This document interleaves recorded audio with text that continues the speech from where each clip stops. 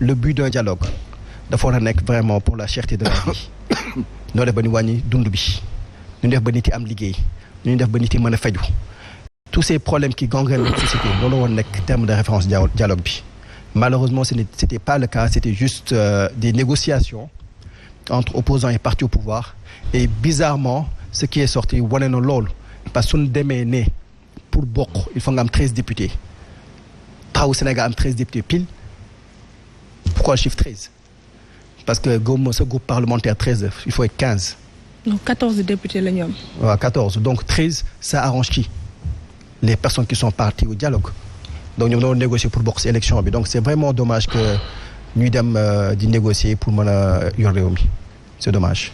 alors sëñ Saliou yàgg nañ xam sa position par rapport au dialogue mais tu penses pas que la majeure partie quand même de l'opposition su demoon ci table boobule ça n'allait pas changer certaines choses. mais c'est pas un dialogue c'était un dialogue. Les gens parlent de dialogue. En tout cas, c'était un regroupement pour régler des problèmes politiciens, c'est-à-dire des cas particuliers. Et le président, il avait déjà fait l'annonce. Je crois, quand Assane Gueye, notre confrère de la RFM, l'a interviewé, il avait annoncé la couleur. On doit faire le dialogue parce que le cas de Karim Wade, ça attend, le cas de Khalifa Sall. Non, normalement, il les a cédés. Ça signifie donc le dialogue spécifiquement, ils avaient des problèmes, des ennuis judiciaires. Il fallait nécessairement faire de sorte que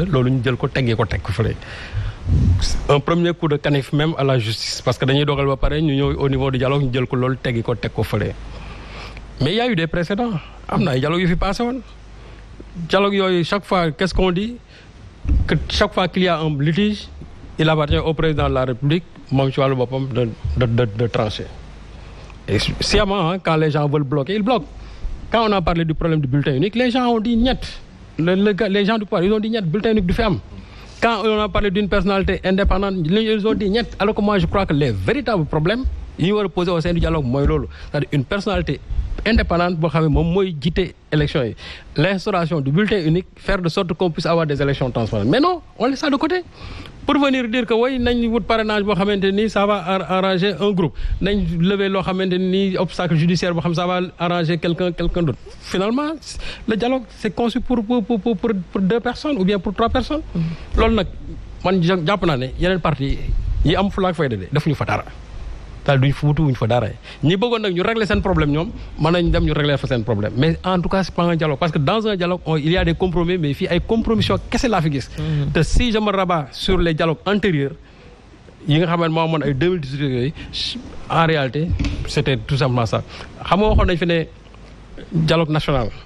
Defoon ay commission xawma politique, économique, etc. Tout ça. Commission politique yeeg économique yeeg yooyu social culturel da ngeen gis ngeen benn résultat bu ñu produire gis ngeen leen lu ñu wax non finalement parce que li leen ñoroon c'est-à-dire c'est le côté politique moo leen ñor. mais est-ce que du politique bi ëpp coow moo tax. parce que si la am ay désaccords non nañ wax mais nañ wax lu ñu produire. non c'est-à-dire nañ wax lu ñu produire quel est le document qu'ils ont produit parce que bu fekkee ne da nga gën dialogue kay c'est-à-dire il y a des da ngay am loo xam da nga koy produire ba pare ñu mettre en application. xam nga dialogue politique bi lu mu produire génne na ko ñu mettre ko en application nañ ma wax quel est lan au plan économique au plan culturel au plan médiatique lan la ñu génne comme décision ñu appliqué ko mais absolument rien parce que demul finalement c'est-à-dire quand on va régler un problème politique on crée un pseudo dialogue Karim Wade bañ ko fi bëggee comment dirais kii Khalifa on a fait la même chose on avait créé un dialogue Karim Wade aussi c'était la même chose bañ ko fi bëggee gracier on avait créé encore un dialogue finalement bañ ci jógee. donc dialogue bi c'était juste pour régler. non c'est pour régler c'est pour régler des problèmes politiciens. C'est-à-dire c'est pour régler le problème d'un groupuscule tout simplement mais c'est pas pour régler les problèmes des Sénégalais parce que su fekkoon ne loo xam ne Sénégalais yëpp dañuy gis parce que s'il y avait une personnalité politique indépendante kooku ñun ça nous concerne nous tous. su fekkante ne dafa le problème du bulletin unique ñun ça nous concerne nous tous mais si on veut maintenant dégager un lot de parrains. Voilà, créer un parrainage parlementaire ou bien des élus, tout simplement. Mais finalement, bon, quand les intéressé 2 personnes ou 3 personnes, non les intéressé, tout simplement. Oui, c'est ça aussi. Même isoler les autres. Voilà. Donc, ça, c'est ma position constante vraiment sur ces dialogues-là. Et je crois que même dans une démocratie qui marche, on n'a même pas besoin de ces rassemblements-là. parce que loolu ça nous ramène à l'ère des conférences nationales loolu ay foog nga doon ay Zaïre nga ko doon dégg ay dans les années 1990 mais Sénégal ba léegi on est dans ces formes-là parce que xam nga parce que la démocratie dans ce pays est en panne ça il faut le dire. Quand la démocratie est en panne nag yii la ñuy mën a profiter pour essayer de régler des problèmes mais il faut le dire la démocratie dans ce pays-là est en panne.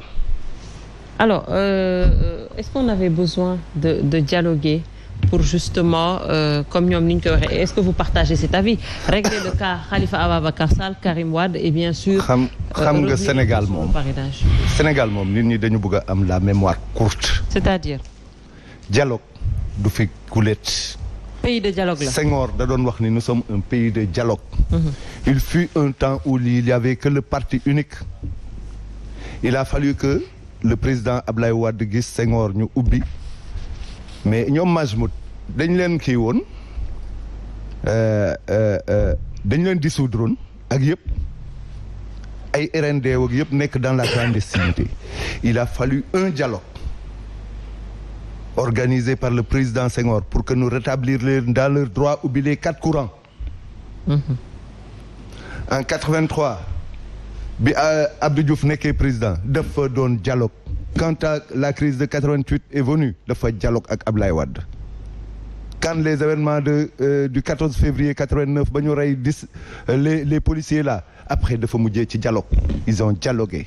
93 ñu dugg ci gouvernement bi créer le code consensuel dugg ci gouvernement bi en 92 ñu créer code consensuel bi 93 ñu dugg ci gouvernement bi en 98 les gens ont parlé parce que revue du code électoral après chaque élection mais moom lañ transformé en commission du dialogue politique après chaque élection dafay am revue du code électoral si vous ne le savez pas ma wax leen ko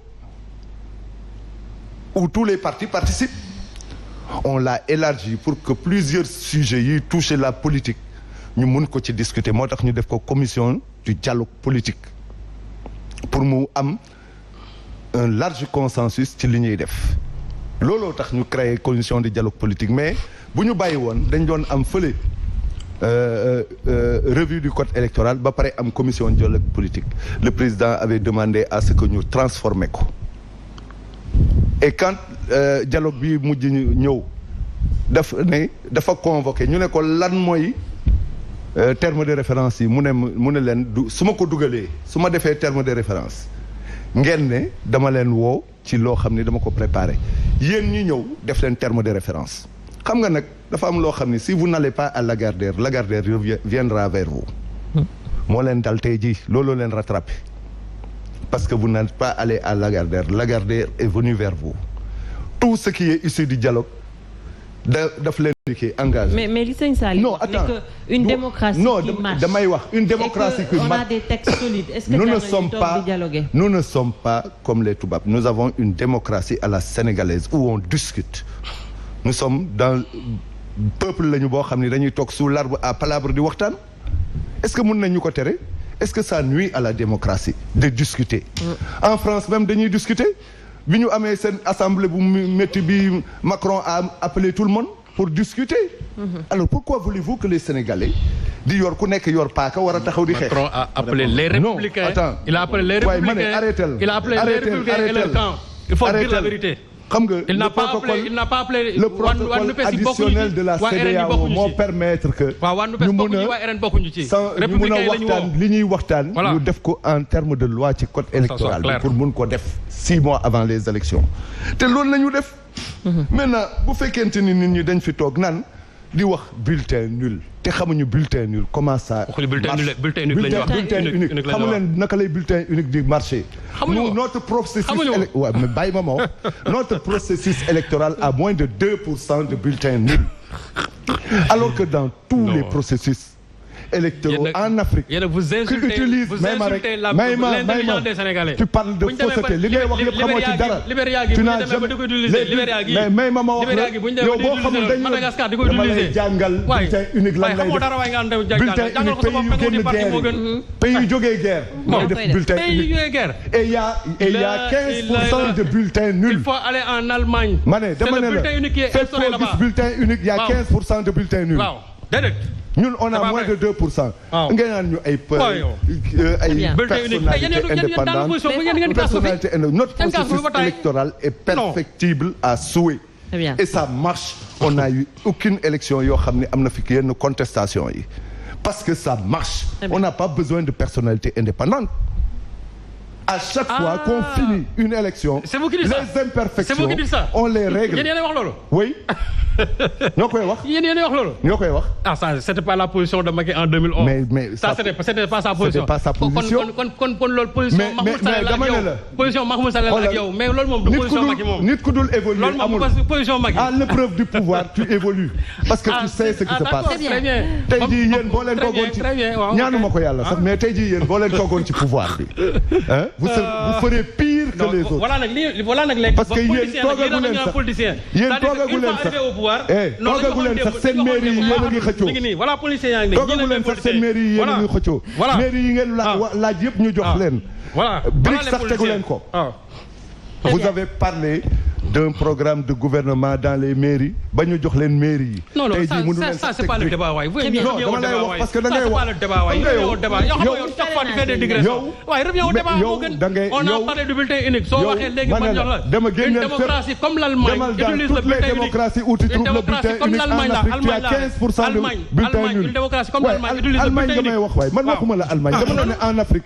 je te donne l'exemple des Africains où il y a 15% de bulletins nuls. parce que notre population n'est pas à 100% alphabétisée. Très bien. nit ñi dañuy juum. mais Libéria bu ñu demee ba ñu jógee arrête Serigne Saliou tu ne parles que d'ineptie. Merci à vous. tu ne connais rien dans le processus électoral. Est-ce que d'une part également demal nga xool liiru code électoral quoi. au dialogue est-ce que duñu wax ne les absents ont quand même tort quelquefois. Bon wala da nga jàpp ne que ils ont eu raison de croire que dialogue bi c'était juste pour arranger ñenn ñi ci opposition bi wala ñenn ñi ci politiciens yi. après